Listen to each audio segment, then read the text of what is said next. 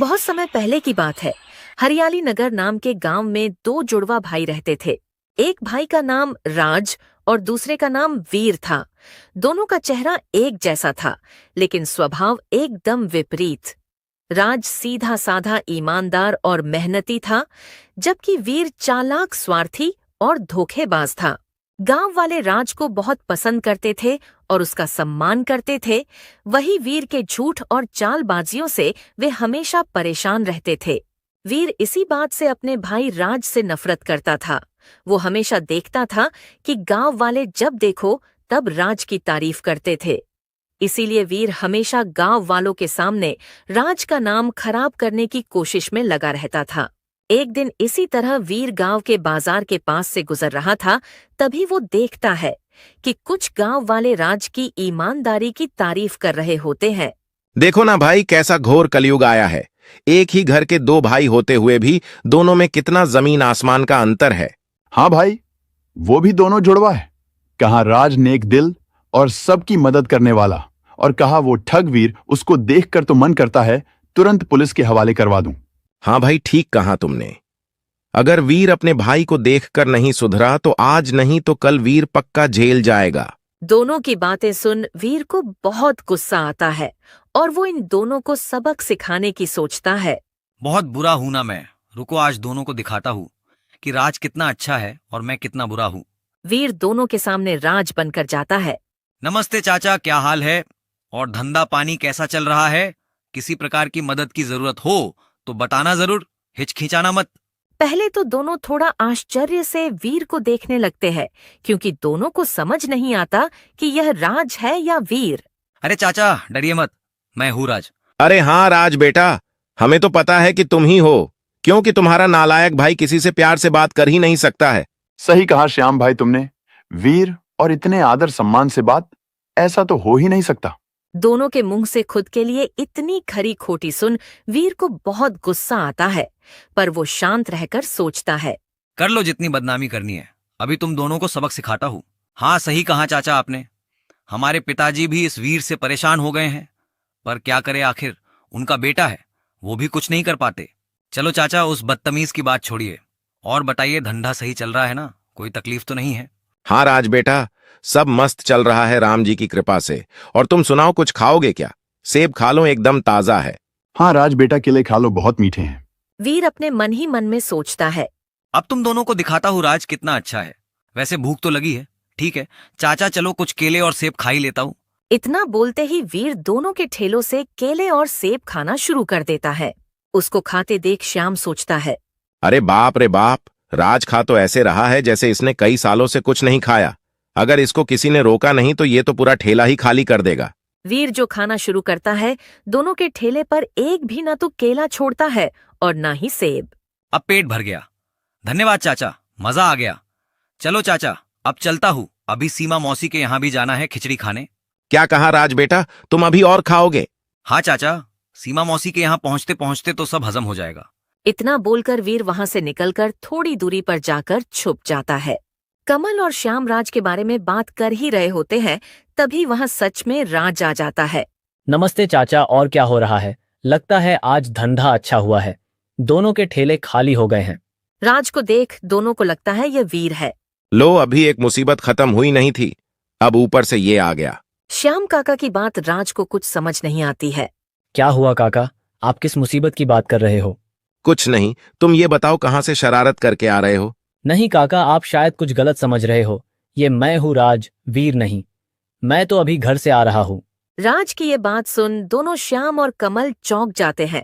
क्या कहा तुमने? तुम राज हो तो वो कौन था जो अभी हमारे ठेले खाली करके गया है? राज समझ जाता है कि वीर श्याम और कमल काका के यहाँ कोई शरारत करके गया है, तभी दोनों इतने परेशान नजर आ रहे हैं। काका, ये सच में मैं हूँ राज। वो पक्का वीर होगा जो आपके यहाँ कोई शरारत करके गया है। बेटा, तुम शरारत की बात कर रहे हो? उसने हमारा पूरा ठेला ही खाली कर दिया खा खा कर। काका, पर आप लोगों को जब पता है कि वीर इतना मस्तीखोर है तो आपने उसे यहाँ खाने क्यों दिया? बेटा, हमारी मति मारी गई थी।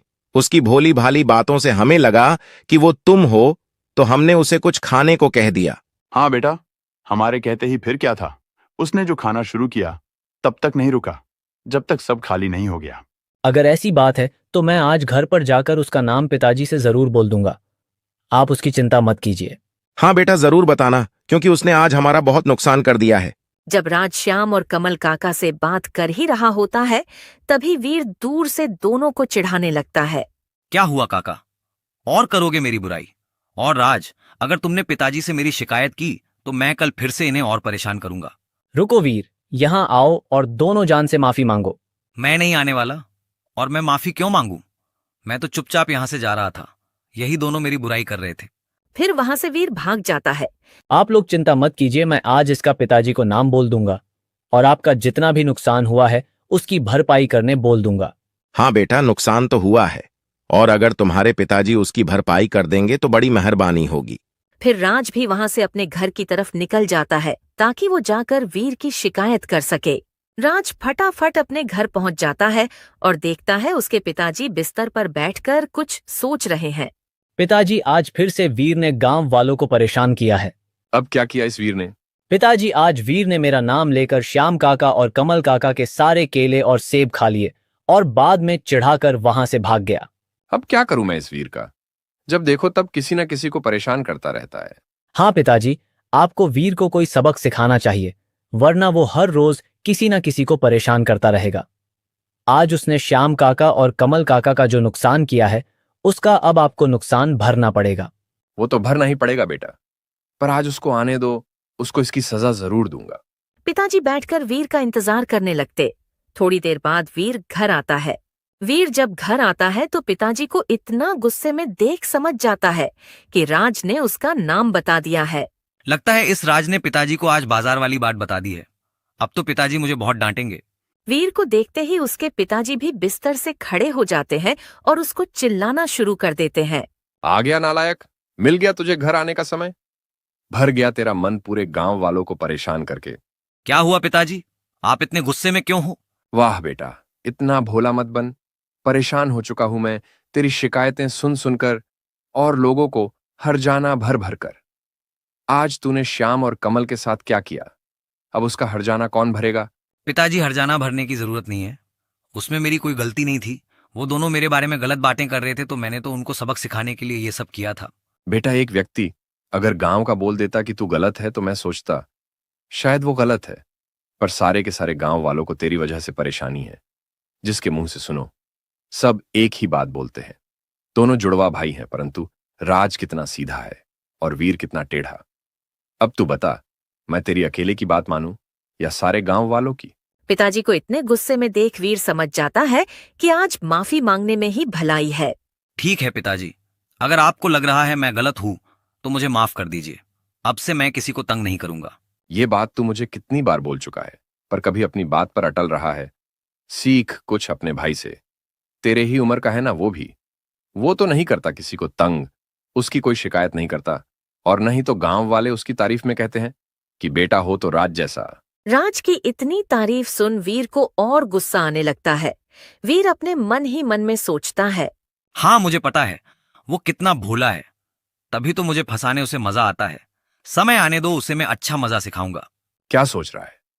अगर अब मुझे तेरी एक भी शिकायत आई तो मैं तुझे तेरे छोटे चाचा के यहां छोड़ आऊंगा।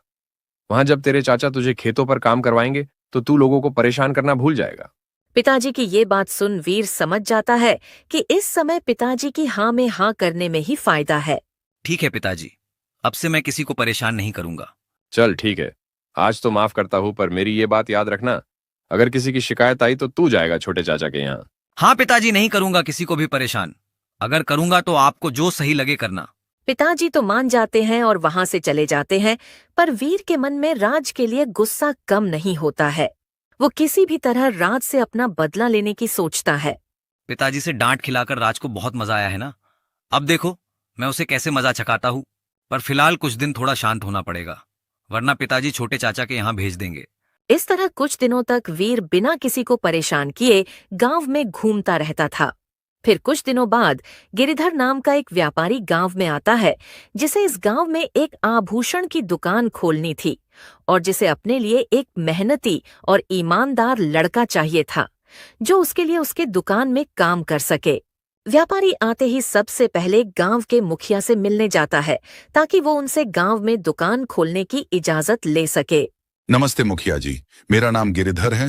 मैं बगल वाले गांव से आया हूँ। मैं आपके गांव में आभूषण की दुकान खोलना चाहता हूँ। हाँ, क्यों नहीं गिरिधर बेटा, ये तो काफी अच्छा रहेगा। इससे तो हमारे गांव वालों को भी काफी फायदा होगा। हाँ तो मुखिया जी, मुझे गांव के बाजार में कोई जगह दिला देते तो काफी अच्छा होता। ठीक है, मैं तुम्हें गांव के बाजार में एक दुकान दिलवा देता हूँ। मुखिया जी, मुझे आपकी एक और मदद चाहिए थी। हाँ बोलो ना बेटा, किस प्रकार की मदद की जरूरत है तुमको? मुखिया जी, आप मुझे दुकान के लिए जगह तो दिलवा रहे हो सके तो भरोसेमंद और मेहनती लड़का भी बता दीजिए जो मेरे दुकान में काम कर सके। ईमानदार और मेहनती शब्द सुनते ही मुखिया के दिमाग में राज का ख्याल आ जाता है। हाँ क्यों नहीं बेटा, हमारे गांव में एक लड़का है राज नाम का, जो तुम्हारे दुकान पर काम करने के लिए सबसे अच्छा रहेगा। पर मुखिया जी, राज भरोसेमंद रहेगा ना काम करने के लिए, क्योंकि सोने चांदी के आभूषण के बीच काम करना है। हाँ बेटा, तुम उसकी फिक्र मत करो, पूरे गांव में उसके इतना भरोसेमंद लड़का तुमको नहीं मिलेगा। ठीक है मुखिया जी, अगर आपको सही लग रहा है तो जरा मेरे तरफ से बात कर लीजिए राज से इस सिलसिले में। ठीक है गिरिधर बेटा, मुझे राज जैसे ही मिलता है मैं उससे तुम्हारी दुकान में काम करने के बारे में पूछ लूंगा। गिरिधर मुखिया को धन्यवाद कह के वहां से चला जाता है। फिर क्या था, मुखिया गिरिधर के दुकान के बारे में बात करने बाजार की तरफ चला जाता है। जब मुखिया बाजार की तरफ जा रहा होता है तभी वो वहां झाड़ के नीचे राज को बैठा देखता है। राज को देख मुखिया सोचता है, चलो अच्छा है, राज मुझे यही मिल गया, जाकर उससे गिरिधर के दुकान में काम करने के बारे में बात कर लेता हूँ। मुखिया राज से बात करने उसके पास पहुंच जाता है। राज बेटा, क्या तुम आभूषण की दुकान पर काम करोगे? यहाँ मुखिया से भी एक गलती हो गई थी, उसने वीर को राज समझ लिया था। मुखिया की ये बात सुन वीर पहले कुछ भी जवाब नहीं देता और थोड़ी देर सोचने लगता है। लगता है मुखिया काका ने मुझे राज समझ लिया है। चलो पहले इनकी पूरी बात सुन लेता हूँ। अगर मेरे कुछ काम की बात रही तो मैं इन्हें नहीं बताऊंगा कि मैं वीर हूं। बोलो बेटा राज, क्या सोच रहे हो? बड़ा ही अच्छा मौका है।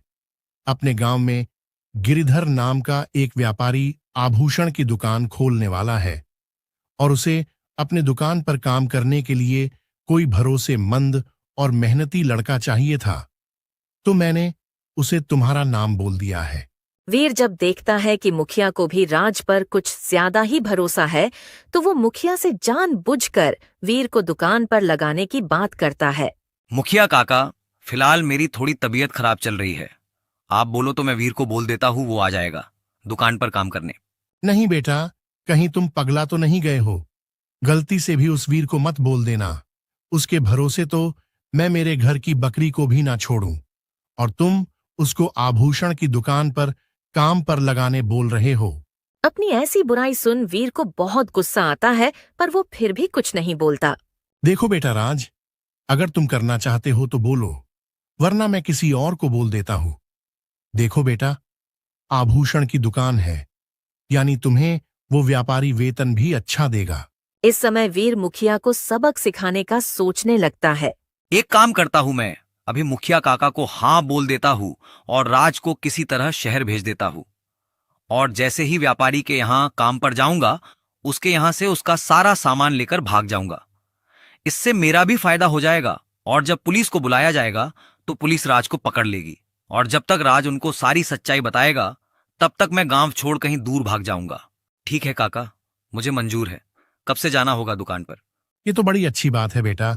मैं आज उस व्यापारी को अपने गांव के बाजार में दुकान दिला देता हूं, तो तुम एक काम करना, तुम कल से उसके यहाँ काम पर चले जाना।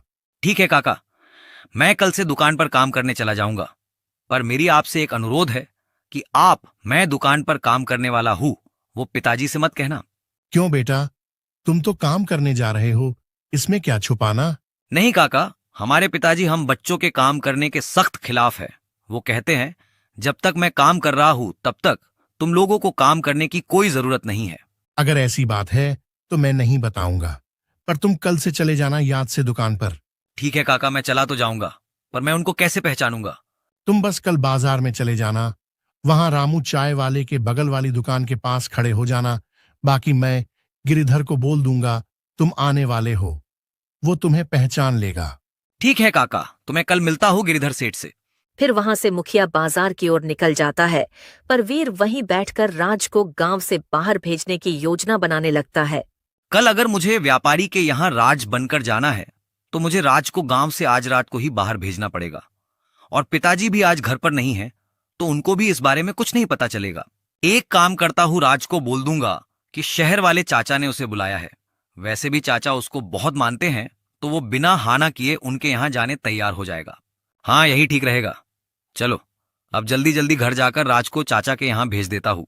वीर फटाफट घर पहुंच जाता है और जाते ही राज को शहर वाले चाचा के यहाँ जाने के लिए मनाने लगता है। राज चलना, हम शहर वाले चाचा के यहाँ जाके आते हैं। बहुत दिन हो गए उनके यहाँ हम नहीं गए। हाँ वीर, ये तो तूने सही कहा। हमें चाचा के यहाँ जाकर बहुत दिन हो गए हैं। मेरा तो ठीक है, पर तू तो चाचा का सबसे पसंदीदा भतीजा है। तुझे तो चाचा के यहाँ जाते रहना चाहिए। हाँ, पर पिताजी भी घर पर नहीं है। उनको बिना बताए कैसे चले जाए? अरे तू उनकी फिक्र छोड़, चाचा के यहाँ ही जा रहे हैं ना। और वैसे भी चाचा के यहाँ जाने पर थोड़ी पिताजी चिल्लाएंगे। बात तो तेरी सही है।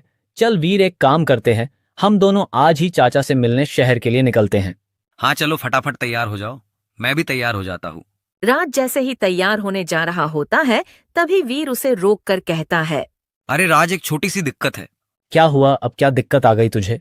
भाई, मुझे कल थोड़ा बाजार में काम है। एक काम करते हैं, तू अभी निकल जा, मैं कल आ जाऊंगा। अगर ऐसी बात है तो एक काम करते हैं, दोनों कल साथ में निकल जाएंगे। राज की ये बात सुन वीर सोचता है। अगर ये कल तक यहाँ रुक गया तो मेरे सारे योजना पर पानी फिर देगा। नहीं भाई, तुझे रुकने की क्या जरूरत है। तू तो जानता है कि तू चाचा का सबसे प्रिय है। तुझे वो देखकर बहुत खुश होते हैं, तो तू आज चला जा। मेरा क्या है, मैं कल काम पूरा करते ही चाचा के घर के लिए निकल जाऊंगा। किसी तरह वीर बहला फुसला कर राज को आज के दिन ही चाचा के यहाँ निकलने तैयार कर लेता है। फिर क्या था, राज अपने सामान की बैग लेकर चाचा के घर के लिए निकल जाता है। चलो, राज तो गया। अब मैं कल राज बनकर व्यापारी के यहाँ का सारा सामान लेकर गांव छोड़कर भाग जाऊंगा, और राज्य के गांव लौटते ही पुलिस राज को पकड़ लेगी। फिर अगली सुबह वीर बाजार में जाकर रामू चाय वाले के दुकान के पास खड़ा हो जाता है। थोड़ी देर बाद गिरिधर व्यापारी वहां आता है और वीर को वहां खड़ा देख सोचता है, यही राज है। बेटा, क्या तुम्हारा नाम राज है? वीर उस व्यक्ति से राज का नाम सुन समझ जाता है कि यही है वो व्यापारी जिसके आभूषण की दुकान पर काम करने मुखिया काका राज को भेज रहे हैं। हाँ, मैं हूँ राज। और आप कहीं गिरिधर सेठ तो नहीं? हाँ बेटा, मेरा नाम गिरिधर है। मेरे बारे में तुम्हें मुखिया जी ने बोला होगा। हाँ, मुखिया काका ने बोला था कि तुम रामू चाय वाले के यहाँ खड़े रहना। गिरिधर सेठ जी आएंगे और मुझे उनके साथ जाकर उनकी आभूषण की दुकान में काम करना होगा। हाँ बेटा, मैं वही हूँ। क्या तुम तैयार हो मेरे दुकान पर काम करने? हाँ सेठ जी, मैं तैयार हूँ आपके आभूषण की दुकान में काम करने। बेटा, मुझे सेठ मत बोलो, तुम मुझे गिरिधर काका बोल सकते हो। ठीक है काका, चलिए दुकान पर चलते हैं। फिर क्या था, गिरिधर और वीर दोनों गिरिधर के दुकान पर पहुंच जाते हैं। वीर जब गिरिधर के दुकान में जाता है तो वहां की चकाचौंध देखकर हैरान रह जाता है, और इतने सारे जवाहरात देख उसके मन का लालच और बढ़ जाता है। देखो बेटा, तुम्हें यही काम करना है। मुझे मुखिया जी ने बताया है कि तुम गांव के सबसे भरोसेमंद लड़के हो, इसीलिए मैं तुम्हारे भरोसे में ये दुकान छोड़कर मेरे दूसरे दुकान पर चला जाऊंगा, तो जरा दुकान का ध्यान रखना। हाँ काका, आप चिंता मत कीजिए, मैं राज हूं। इस गांव का सबसे ज्यादा ईमानदार और भरोसेमंद लड़का, तो आप बिना किसी चिंता ये दुकान मेरे भरोसे छोड़कर जा सकते हैं। ठीक है बेटा, तो मैं जा रहा हूं मेरी दूसरी दुकान का जायजा लेने। जैसे मुझे वहां से समय मिलता है मैं यहां आ जाऊंगा। ठीक है काका, आप यहाँ की चिंता मत कीजिए, मैं दुकान का बरोबर ध्यान रखूंगा। गिरिधर उसकी ये बातें सुन निश्चित होकर वहां से चला जाता है। वाह, क्या नसीब चमकी है। अब मैं यहाँ का सारा सामान लेकर भाग जाता हूँ, और मेरे बदले फंसेगा कौन? वो सबका चहिता राज। बहुत भरोसा है ना गांव वालों को उस पर। देखता हूँ आज के बाद कैसे करेंगे उसकी तारीफ। वीर फटाफट दुकान का सारा सामान एक बैग में भर लेता है। चलो अब यहाँ से निकल जाता हूँ, कहीं गिरिधर काका आ गए तो मेरे सारे प्लान पर पानी फिर जाएगा। वीर वहां से जितना जल्दी हो सके निकल जाता है। वीर फटाफट गांव छोड़ने के लिए गांव के बाहर वाले बस अड्डे पर पहुंच जाता है। वीर जब वहां खड़े होकर बस का इंतजार कर रहा होता है, तभी वहां पास से मुखिया काका जा रहे होते हैं। वीर को वहां खड़े देख वो सोचते हैं राज है, और वो उससे बात करने उसके पास चले जाते हैं। अरे राज बेटा, तुम यहाँ दुकान पर नहीं गए क्या? मुखिया को देख वीर की हवा निकल जाती है। अरे अब ये कहां से आ गया? एक काम करता हूँ, शहर वाले चाचा के यहाँ जाने का बहाना मार देता हूँ। जब राज आएगा तो वो भी तो यही बोलने वाला है। हाँ काका, शहर वाले चाचा के यहाँ जा रहा हूँ, थोड़ी इमरजेंसी आ गई है। मैं चाचा के घर से होकर आता हूँ, फिर दुकान पर चला जाऊंगा। ठीक है बेटा, जैसा तुमको सही लगे, पर अपना ध्यान रखना। मुखिया वहां से अपने गांव की ओर चला जाता है और वीर वहां बस का इंतजार करने लगता है। मुखिया टहलते टहलते जब बाजार की ओर जा रहा होता है, तभी वो गिरिधर व्यापारी से मिल राज की बात बताने की सोचता है।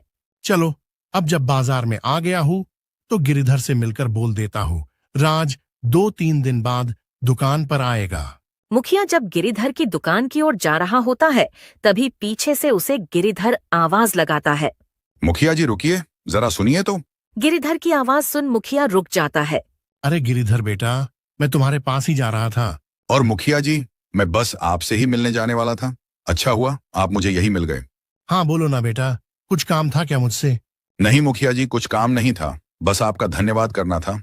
आपने मुझे इतनी जल्दी दुकान के लिए जगह भी दिलवा दी और वहां काम करने के लिए एक भरोसेमंद लड़का भी ढूंढ कर दे दिया।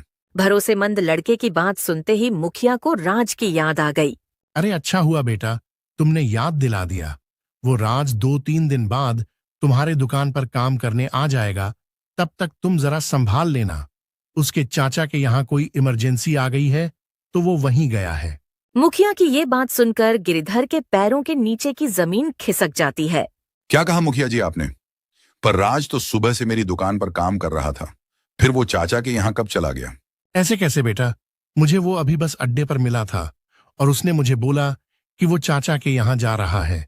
मुखिया जी, मुझे तो दाल में कुछ काला लग रहा है। चलिए एक बार दुकान जाकर दुकान की खबर ले लेते हैं। हाँ बेटा, तुम्हारी बातें सुनकर तो मुझे भी कुछ गड़बड़ लग रही है। चलो चलते हैं।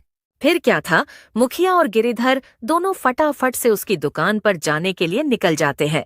पर जब दोनों उसकी दुकान पर पहुंचते हैं तो दुकान की हालत देख चौंक जाते हैं। दुकान के सारे आभूषण वहां नहीं थे और राज भी वहां नहीं था। दुकान की ऐसी हालत देख गिरिधर सर पकड़कर रोने लगता है। मैं तो लुट गया, बर्बाद हो गया।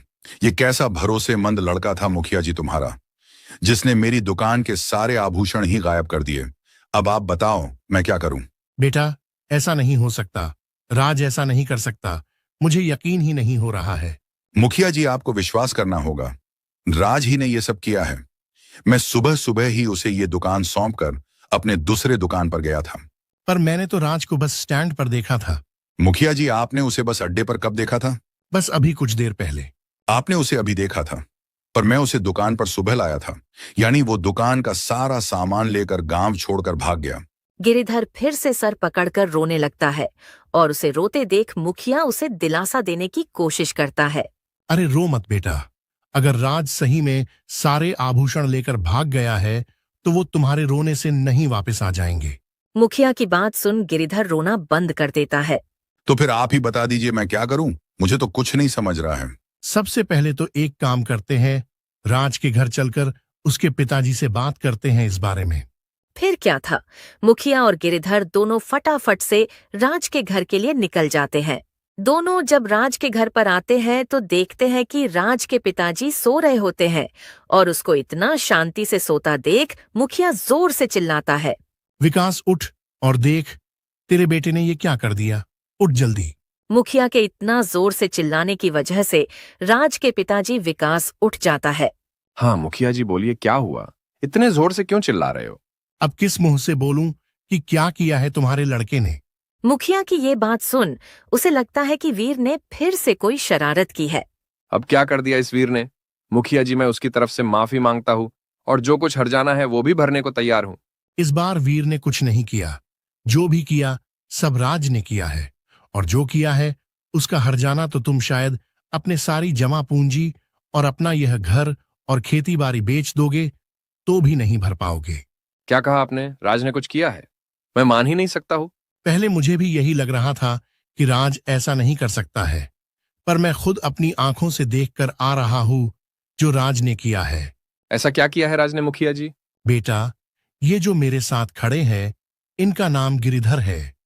इन्होंने आज ही हमारे गांव में आभूषण की दुकान खोली थी और मेरे बोलने पर उन्होंने राज को वहां काम करने रखा था और उसने आज ही दुकान से सारे आभूषण की चोरी कर ली और गांव छोड़कर भाग गया। पर यह कब हुआ? कल जब मैं सुबह अपने दोस्त के यहां जा रहा था, तभी तो राज मेरे साथ ही घर पर था। तभी तो उसने मुझे इस बारे में कुछ नहीं कहा। वो राज मुझे कल दोपहर को मिला था, तभी मैंने उसे इनकी दुकान पर काम करने का कहा था और राज ने मुझे तुम्हें ये बात बताने से मना किया था। पता नहीं मुखिया जी, पर मैं आज सुबह ही आया हूं दोस्त के यहां से। पर जब मैं आया तो घर पर ना तो राज था और ना ही वीर। आने दो उसे घर पर। अगर उसने सच में ये किया है तो उसको मैं खुद पुलिस वालों के हवाले कर दूंगा। कहां से दोगे उसे तुम पुलिस वालों को? वो तो गांव छोड़कर भाग गया। क्या कहा आपने? राजगांव छोड़कर भाग गया? अब यह कब हुआ? जब मैं सुबह गांव के बाहर वाले बस अड्डे से गुजर रहा था, तभी मैंने उसे वहां देखा था, बस का इंतजार करते हुए। तो आपने उसे तभी क्यों नहीं पकड़ लिया? तब तक मुझे भी ये सब नहीं पता था। मुझे भी ये गांव में आकर पता चला। पर कम से कम आपने उसे पूछा तो होगा कि वो कहाँ जा रहा है। हाँ, मैंने पूछा था उसे, तो उसने मुझे कहा कि वो शहर वाले चाचा के यहाँ जा रहा है। उनके यहाँ कुछ इमरजेंसी आ गई है। क्या कहा भैया के यहाँ इमरजेंसी? रुको, मैं अभी उनको फोन करके पूछता हूँ कि राज वहां आया है क्या। विकास तुरंत अपने भाई के यहाँ फोन लगाता है और राज के वहां होने की बात सुन वो गुस्सा हो जाता है और उसे जल्द से जल्द घर भेजने कहता है। क्या हुआ विकास? सही थे ना हम? वो तुम्हारे भाई के यहाँ है ना? हाँ मुखिया जी, वो है तो वहीं पर। मैंने उसे बुला लिया है। उसके आते ही सब दूध का दूध और पानी का पानी हो जाएगा। हाँ बेटा, हमें भी उसका ही इंतजार है। देखते हैं वो आता भी है या नहीं। राज का इंतजार करते करते रात हो जाती है और अब गिरिधर के सब्र का बांध टूट जाता है। मुखिया जी, मुझे नहीं लग रहा अब वो आएगा। जिसने इतने सारे आभूषण की चोरी की हो वो लौट कर आए। इतना बड़ा बुद्धू भी कोई हो सकता है क्या? नहीं, मुझे उम्मीद है राज आएगा। मेरा बेटा ऐसा नहीं कर सकता। मुझे उस पर खुद से ज्यादा भरोसा है। देखिए भाई, मैं आपका भरोसा लेकर क्या करूंगा? मुझे मेरे आभूषण चाहिए। हाँ गिरिधर सेठ, इतनी देर रुके हो, थोड़ी देर और रुक जाओ। मुझे पूरा यकीन है राज आएगा। हाँ गिरिधर बेटा, जब इतना रुके हो तो थोड़ी देर और रुक जाओ। विकास, एक काम कर, अपने भाई के यहाँ फोन करके देख राज वहां से निकला या नहीं। जी मुखिया जी, अभी करता हूँ। विकास जब अपने भाई को फोन करता है तो वो कहता है कि राज तो उसी समय निकल गया था। क्या हुआ बेटा? क्या कहा तुम्हारे भाई ने? मुखिया जी, भैया तो कह रहे हैं कि राज तो मेरे फोन करते ही निकल गया था। तो अब तक क्यों नहीं आया? कहीं भाग तो नहीं गया? मुखिया जी, आपको अभी भी लग रहा है? मैं आपको कब से कह रहा हूं कि वो अब नहीं आने वाला है। हमें अब पुलिस में जाकर उसकी रपट लिखवानी पड़ेगी। पुलिस का नाम सुनकर तो विकास की हालत खराब हो जाती है। नहीं गिरिधर सेठ, ऐसा मत कीजिए। मुझे थोड़ा और समय दीजिए। मैं किसी भी तरह खुद उसे ढूंढकर कल सुबह तक आपकी दुकान पर ले आऊंगा। नहीं, मैं अब और नहीं रुक सकता। मुझे किसी भी तरह मेरे आभूषण चाहिए। मैं तो जा रहा हूं पुलिस के पास। विकास मदद के लिए मुखिया काका से निवेदन करने लगता है। काका, अब आप ही सेठ को समझाइए और मुझे कल सुबह तक का समय दिलवा दीजिए। मैं कहीं से भी ढूंढकर राज को इनके सामने ले आऊंगा। हाँ गिरिधर बेटा, तुमने अब तक इंतजार कर लिया है तो बस कल सुबह तक का इंतजार कर लो। अगर कल सुबह तक राज नहीं आया तो मैं खुद तुम्हारे साथ पुलिस के पास चलूंगा। गिरिधर मुखिया की बात मान जाता है। ठीक है मुखिया जी, मैं आपकी बातों का लिहाज कर रहा हूं और कल सुबह तक का इंतजार करता हूं। अगर कल सुबह राज नहीं आया तो मैं पुलिस के पास चला जाऊंगा। गिरिधर वहां से गुस्से में चला जाता है। बेटा, गिरिधर को बोल तो दिया है, पर तुम कहां से ढूंढ कर लाओगे राज को? पता नहीं मुखिया जी, पर मैं क्या करता। मुझे अभी के लिए जो सही लगा वो किया। बेटा, वीर का तो समझ आता है, पर राज ने ऐसा क्यों किया होगा? मुखिया के मुंह से वीर का नाम सुनकर विकास को वीर की याद आती है। मैं तो भूल ही गया था। कल से राज के साथ साथ वीर भी गायब है। मुझे दाल में कुछ काला लग रहा है। किसी तरह राज घर आ जाए बस। बेटा, मैं भी अब घर जा रहा हूं। बस भगवान से ये दुआ करना कि राज किसी भी तरह सुबह तक आ जाए, क्योंकि उसके आने के बाद ही जान पाएंगे कि दाल में क्या काला है। ठीक है मुखिया जी। फिर मुखिया वहां से चला जाता है और विकास परेशान होकर वहीं बैठ जाता है। हे भगवान, किसी भी तरह सुबह तक राज को घर पहुंचा दो। मुझे उसके ऊपर लगे इन झूठे आरोपों को दूर करना ही पड़ेगा। यहाँ विकास अपने बच्चों के लिए परेशान था और वहाँ वीर गांव से दूर इतने सारे आभूषण को पाकर बहुत खुश था। फिर अगली सुबह फिर अगली सुबह जब विकास अपने बच्चों के लिए परेशान होकर घर के बाहर यहाँ वहाँ टहल रहा होता है, तभी उसे पीछे से राज आवाज लगाता है। पिताजी क्या हुआ? आपने मुझे चाचा के यहाँ से इतने जल्दी में क्यों बुला लिया? और आप इतने परेशान क्यों हैं? राज को अपने आंखों के सामने देखकर विकास तो फूला नहीं समाता। कहाँ रह गया था बेटा तू? मैं तो डर गया था कि कहीं सच में तो तू चोरी करके नहीं भाग गया। राज चोरी की बात सुन थोड़ा आश्चर्य में पड़ जाता है, क्योंकि अभी तक उसे इस बारे में कुछ नहीं पता था। चोरी? मैं क्यों चोरी करूंगा पिताजी? मैं तो चाचा के यहाँ गया था घूमने। बेटा तुम्हारे ऊपर बहुत बड़ी चोरी का आरोप लगा है कि तुमने गिरिधर सेठ के दुकान के सारे आभूषण चुरा लिए और गांव छोड़कर भाग गए। नहीं पिताजी, ये सारी झूठी बातें हैं। मैंने कोई चोरी नहीं की है। हाँ बेटा, मुझे खुद से ज्यादा तुम्हारे ऊपर भरोसा है। पर कल वो सेठ और मुखिया जी आए थे। उन्होंने बोला कि कल तुम सुबह उनके दुकान पर काम करने गए और फिर सारी दुकान साफ करके वहां से गांव छोड़कर भाग गए। मुखिया काका ने तो तुम्हें कल गांव के बाहर वाले बस स्टॉप पर देखा भी था। क्या कहा पिताजी कल? नहीं, ऐसा नहीं हो सकता है। मैं कल ये सब कैसे कर सकता हूँ? मैं तो कल गांव में था ही नहीं। मैं तो परसों रात को ही चाचा के यहाँ चला गया था। क्या कहा बेटा, तू कल गांव में नहीं था? अब विकास को सारी बातें समझ में आ जाती है कि ये काम राज का नहीं, वीर का है। बेटा एक बात बताओ मुझे, तुम अचानक चाचा के यहाँ क्यों चले गए? क्या तुम्हें उन्होंने बुलाया था? नहीं पिताजी, परसों रात को अचानक वीर ने मुझे कहा कि बहुत दिन हो गए हम चाचा के यहाँ नहीं गए और आप भी अपने दोस्त के यहाँ गए थे, तो हम दोनों ने सोचा कि चाचा के यहाँ जाकर आते हैं। यानी तुम दोनों चाचा के यहाँ गए थे? नहीं पिताजी, हम दोनों नहीं, सिर्फ मैं। हम जब जाने ही वाले थे तभी अचानक वीर को कोई काम याद आ गया तो वो रुक गया, पर उसने मुझे बोला कि वो कल अपना काम निपटा कर आ जाएगा। तो क्या वो आया था वहां? नहीं पिताजी, जब तक मैं वहां था तब तक तो वो वहां नहीं पहुंचा था। तो इससे तुम कुछ समझे बेटा कि वीर कहाँ गया है? पिताजी से ये सारी बातें सुनकर राज को भी सारी सच्चाई समझ आ गई थी। हाँ पिताजी, मैं सब समझ गया हूँ कि वीर ने मुझे परसों इतने घाय में चाचा के यहाँ क्यों भेजा और वो खुद यहाँ क्यों रुक गया। हाँ बेटा, ये तो मैं भी समझ गया हूँ, पर वो इतनी गिरी हुई हरकत कर सकता है, मैंने ये कभी नहीं सोचा था। और ऊपर से फंसाया भी किसी खुद के सगे भाई को।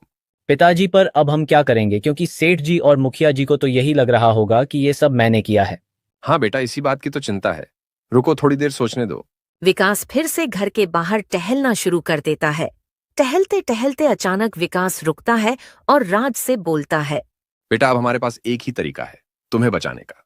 वो कौन सा तरीका है पिताजी? बेटा तुम्हें निर्दोष साबित करने के लिए अब हमें वीर को सबके सामने लाना होगा, क्योंकि अगर वो पकड़ा गया तो हम सेठ जी को और मुखिया काका को बता सकेंगे कि ये पूरी चोरी की प्लानिंग वीर की है। इस चोरी में तुम्हारा कोई हाथ नहीं है। पर पिताजी, मुझे बचाने के लिए आपको वीर को पुलिस के हवाले करना होगा। बेटा अगर आज मैं उसे पुलिस के हवाले नहीं करूंगा तो आगे वो इससे भी बड़ा गुनाह करेगा, इसलिए अब उसे सजा दिलाना जरूरी हो गया है। पर यह सब करने से पहले हमें मुखिया काका के यहाँ जाना होगा ताकि हम उनको ये सारी खिचड़ी समझा सके। ठीक है पिताजी, चलिए चलते हैं। फिर क्या था, राज और विकास दोनों मुखिया के घर के लिए निकल जाते हैं। दोनों जब मुखिया के घर पहुंचते हैं तो देखते हैं कि मुखिया भी अपने घर के बाहर बिस्तर पर बहुत गहरी चिंता में बैठा होता है। मुखिया काका, मैं आ गया हूँ राज को लेकर। राज को देखकर मुखिया खड़ा हो जाता है। राज बेटा, तुमने ऐसा क्यों किया? मुझे पूरे गांव के बच्चों में से सबसे ज्यादा भरोसा सिर्फ तुम पर था, फिर तुमने ऐसा क्यों किया? मुखिया जी, मैं आपसे एक अनुरोध करता हूँ कि आप एक बार राज की पूरी बात सुन लीजिए। वो आपसे कुछ कहना चाहता है। बोलो राज बेटा, क्या बोलना है तुम्हें? मुखिया काका, मैंने कोई चोरी नहीं की है, ये सब वीर ने किया है। कल जब ये चोरी हुई थी तब मैं गांव में था ही नहीं। ये कैसे हो सकता है? गिरिधर तुम्हें खुद सुबह सुबह अपने दुकान पर काम करने ले गया था और मैंने भी तुम्हें कल गांव के बस अड्डे पर देखा था। वो मैं नहीं था काका, क्योंकि मैं परसों रात को ही अपने चाचा के यहाँ चला गया था। अगर आप चाहे तो हम चाचा को यहाँ बुला लेते हैं। और तो और, मुझे खुद वीर ने परसों रात को चाचा के यहाँ जबरदस्ती भेजा था और खुद यहाँ रुक गया ताकि वो मेरा नाम लेकर ये चोरी कर सके। ये सब वीर ने किया है मेरा नाम लेकर। उसे मेरा नाम लेकर बदमाशी करने बहुत मजा आता था। वो पहले भी गांव के अलग अलग लोगों को परेशान कर चुका है मेरा नाम लेकर। राज की ये बात सुनकर मुखिया पूरा भ्रमित हो जाता है। पर बेटा, अब तुम्हें ये साबित करके दिखाना होगा कि ये सब वीर ने किया है, तुमने नहीं। हाँ मुखिया जी, हम यही साबित करने यहाँ आपके पास आए हैं। पर सबसे पहले हमें आपसे और सेठ जी से मिलकर ये सारी खिचड़ी बताना था जो वीर बना कर गया है, ताकि वो राज को अपने जगह फंसा सके। विकास बेटा, तो क्या तुमने कुछ सोचा है राज को निर्दोष साबित करने के लिए? हाँ मुखिया जी, मेरे पास एक तरकीब तो है, पर इसके लिए मुझे आपकी और सेठ जी की मदद लगेगी। बेटा, अगर राज सच में निर्दोष है तो उसे बचाने के लिए मैं तो तुम्हारा पूरा साथ दूंगा, पर मुझे एक बार गिरिधर से बात कर लेने दो। मुखिया जी, आप सेठ जी को यहां बुला लो और मैं जैसा जैसा आपको बोलता हूं आप उनको वही सब बोलो। तब तक मैं और राज आपके घर में रुकते हैं, क्योंकि अगर उन्होंने राज को देखा तो वो इसे कहीं पुलिस को ना पकड़वा दे। ठीक है बेटा, बताओ क्या बोलना है गिरिधर को? मुखिया जी, आप सेठ जी को फोन करके यहां बुला लो। तब तक मैं मेरे भाई को बुला लेता हूं, क्योंकि वो भी एक बहुत बड़ा सबूत है जो जानता है कि जब चोरी हुई उस वक्त राज यहां नहीं था। ठीक है बेटा, मैं गिरिधर को फोन करता हूं और तुम अपने भाई को जितना जल्दी हो सके यहां बुला लो।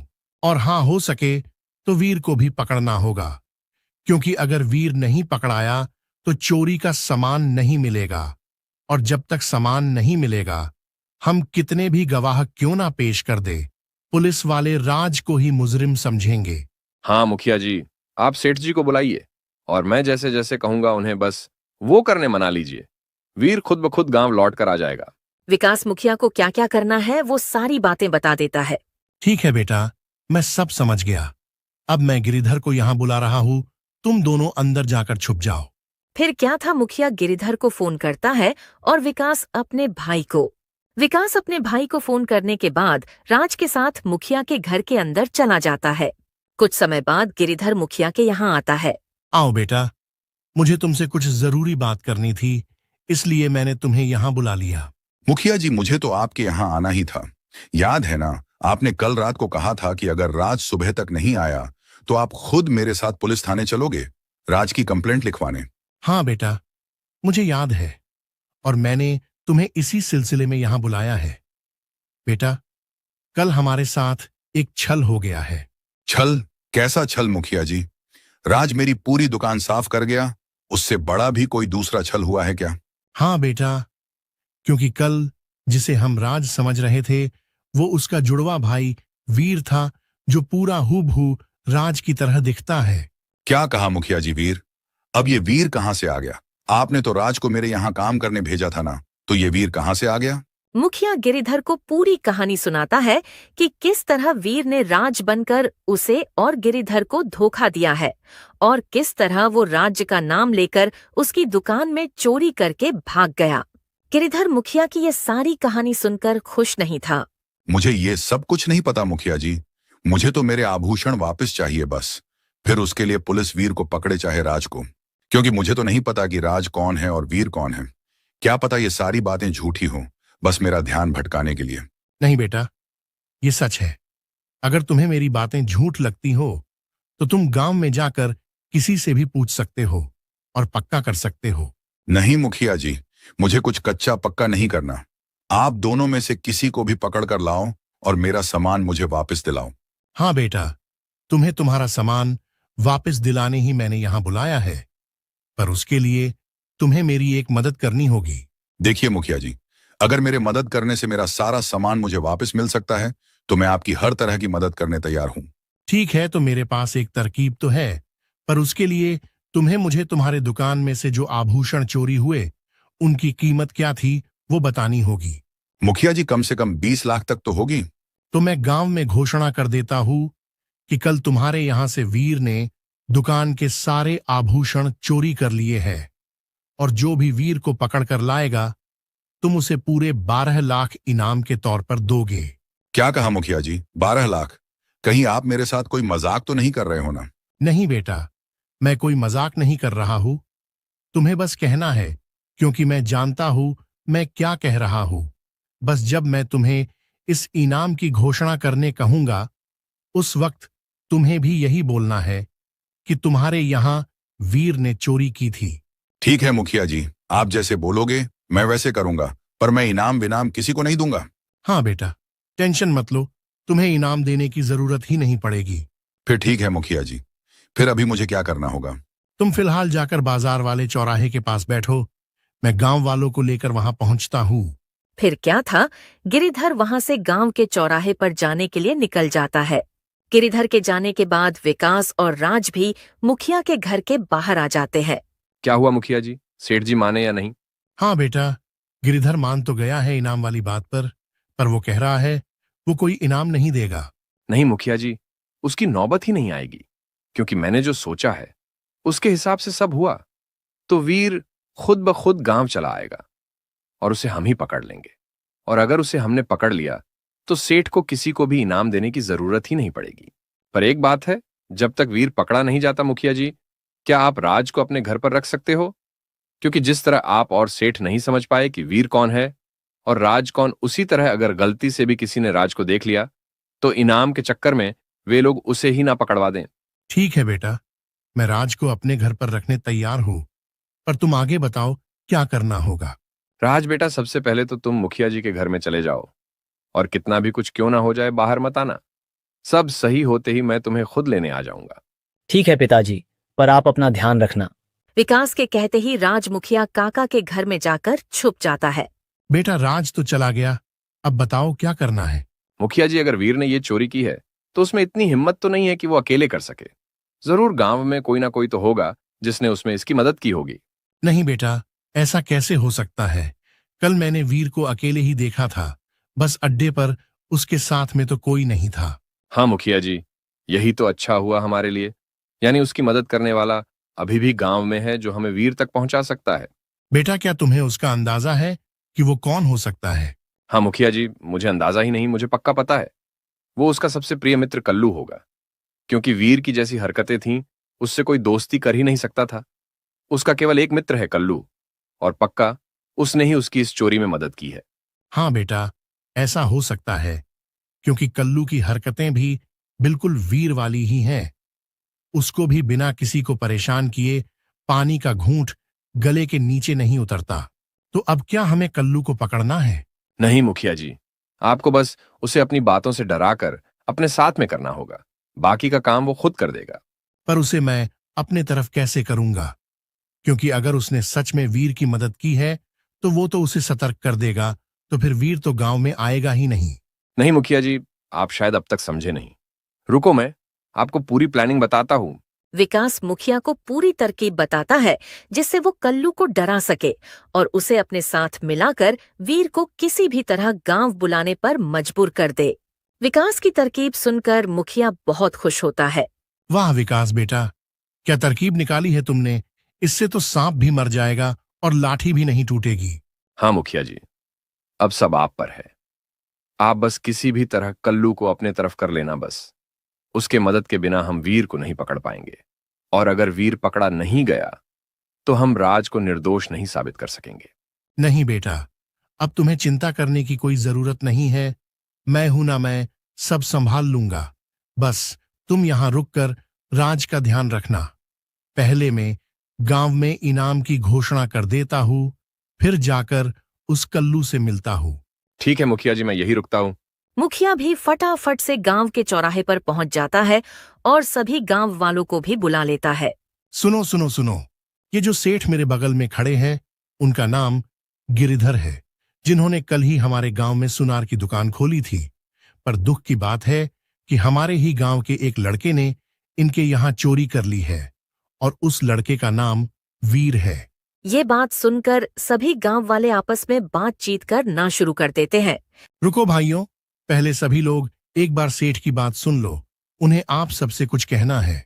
बोलो गिरिधर बेटा, क्या बोलना है तुम्हें गांव वालों से। देखो भाइयों, आप सबसे कुछ ज्यादा नहीं कहूंगा। मुझे बस इतना कहना है कि वीर ने मेरे यहां से जो चोरी किया है वो सामान पूरे 20 लाख का था। तो मैं ये घोषणा करता हूं कि जो वीर को पकड़ कर लाएगा उसे मैं पूरे 12 लाख इनाम में दूंगा, और हो सके तो ये घोषणा दूर दूर तक पहुंचा दो।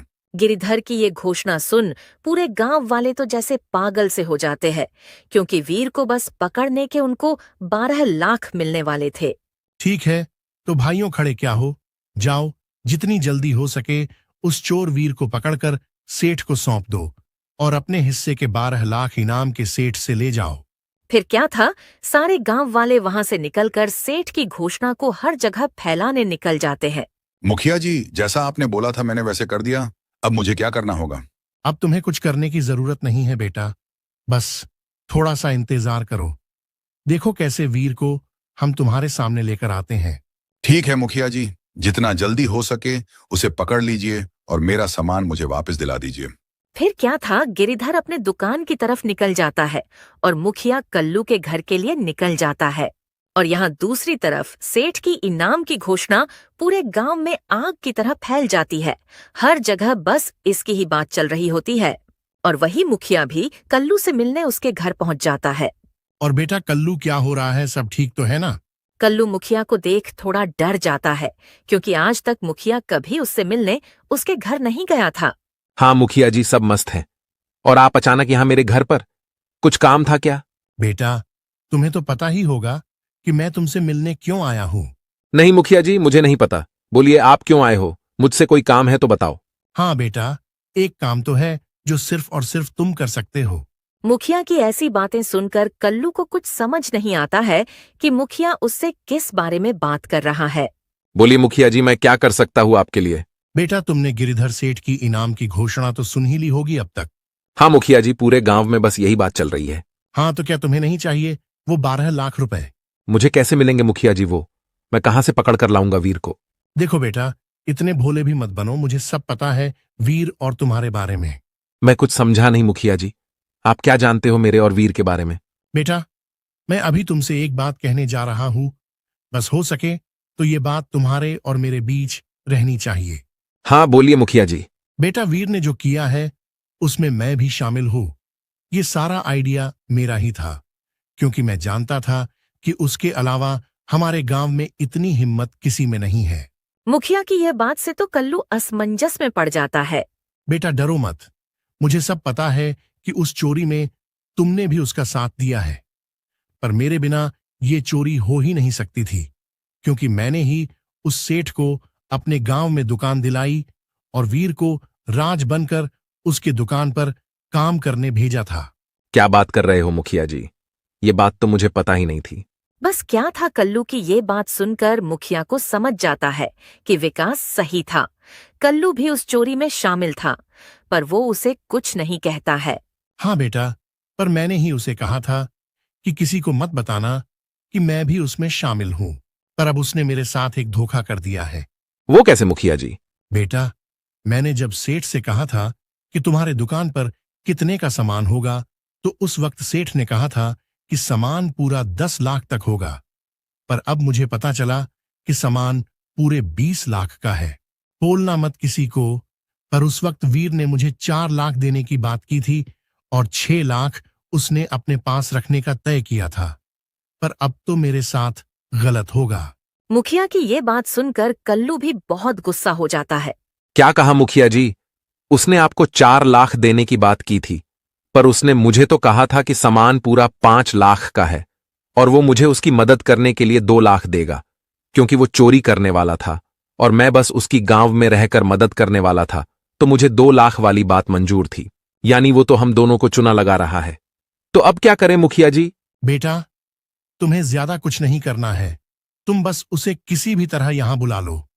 हम उसे पकड़कर सेठ को दे देंगे और इनाम के 12 लाख आपस में बांट लेंगे। इससे तुम्हें भी 4 लाख का फायदा होगा और मुझे भी 2 लाख का, क्योंकि अगर हम उस धोखेबाज को नहीं पकड़ेंगे तो वो हम दोनों को चुना लगाकर भाग जाएगा और हमें कुछ नहीं मिलेगा। मुखिया की बात सुनकर कल्लू उसकी जाल में फंस जाता है और उसका साथ देने मान जाता है। ठीक है मुखिया जी, पर मैं उसे क्या कहकर यहां बुलाऊं? क्योंकि वो इतना जल्दी आने मानेगा थोड़ी। बेटा, उसके लिए भी मेरे पास एक तरकीब है। तुम उसे बोल देना कि पुलिस ने राज को चोरी के इल्जाम में पकड़ लिया है और इस खबर को सुनते ही तुम्हारे पिताजी कोमा में चले गए हैं। ये सब सुनकर उसे लगेगा कि उसका रास्ता पूरा साफ हो गया है और उसे अब कोई नहीं पकड़ेगा। ये अच्छी तरकीब है, क्योंकि अगर राज भी नहीं होगा और उसके पिताजी भी नहीं होंगे तो ये सुनकर तो वीर वापस आ ही जाएगा। फिर क्या था, कल्लू फटाफट से वीर को फोन करके जैसे जैसे मुखिया ने कहा था वैसे वैसे झूठी कहानी सुना देता है और उसे सुनकर वीर भी मान जाता है। क्या हुआ बेटा, वीर ने क्या कहा? मुखिया जी, आपकी तरकीब काम कर गई, वीर मान गया है, कल सुबह वो आ जाएगा। बेटा, तो एक काम करना, तुम उसे लेने बस अड्डे पर चले जाना, पीछे से मैं और सेठ आ जाएंगे। हम उसे पकड़कर सेठ को वहीं सौंप देंगे और अपना अपना इनाम सेठ से वहीं ले लेंगे। हाँ, ये सही रहेगा मुखिया जी। तो सुबह जब मैं उसे बस अड्डे से लेने जाऊंगा तो आपको खबर करता जाऊंगा। आप याद से सेठ को लेकर आ जाना। हाँ, और याद रहे कि सेठ को इनाम के पैसे साथ लेकर आने बोलना। मैं वो पैसे लेकर वहां से कहीं और चला जाऊंगा। ठीक है बेटा, तुम उसकी चिंता मत करो। मुखिया कल्लू के यहाँ से निकलकर सीधा सेठ से मिलने जाता है और सारी बात बता देता है। बेटा, कल मेरे फोन करते ही तुम अपने साथ पुलिस लेकर सीधा बस अड्डे पर आ जाना। तुम्हें तुम्हारा मुजरिम मिल जाएगा। ठीक है मुखिया जी, मैं कल समय से पुलिस वाले को साथ लेकर आ जाऊंगा। फिर मुखिया वहां से निकलकर अपने घर जाता है। बेटा विकास, तुम्हारी बात सही निकली। कल्लू भी वीर के साथ इस चोरी में शामिल हैं, और तो और तुम्हारे तरकीब से वो हमारे जाल में फंस भी गया और उसने वीर को यहाँ कल सुबह बुला भी लिया है। ये तो बहुत अच्छी बात है मुखिया जी। तो कल पहले कल्लू को वीर से मिलने दो। पीछे से मैं, आप, सेठ जी और पुलिस, हम सब मिलकर उन दोनों को चौंका देंगे। ठीक है बेटा। मुखिया जी, हो सके तो कल तक मुझे और राज को आपके यहाँ रहने दीजिए। इसमें कहना क्या है बेटा, तुम दोनों यहाँ रुक सकते हो। फिर अगली सुबह सुबह कल्लू बस अड्डे पर जाकर वीर का इंतजार करने लगता है। फिर कुछ समय बाद बस आती है और उस बस से वीर नीचे उतरता है। अरे कल्लू, तू यहाँ इतनी जल्दी आ भी गया? बस क्या भाई, तेरी वजह से मैं इतना मालामाल होने वाला हूं तो मेरा आना तो बनता ही है। वीर को कल्लू की बातें कुछ नहीं समझ आती है। यहाँ दोनों आपस में बात कर ही रहे होते हैं तो एक तरफ से सेठ और मुखिया आते हैं और दूसरी तरफ से विकास और पुलिस वाले आते हैं।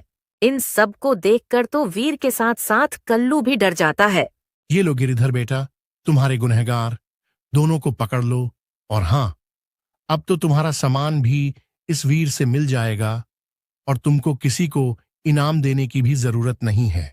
मुखिया की बात सुनकर वीर और कल्लू दोनों समझ जाते हैं कि मुखिया ने दोनों को चुना लगा दिया है। इंस्पेक्टर साहब, इस वीर को जितनी जल्दी हो सके यहाँ से लेकर चले जाइए।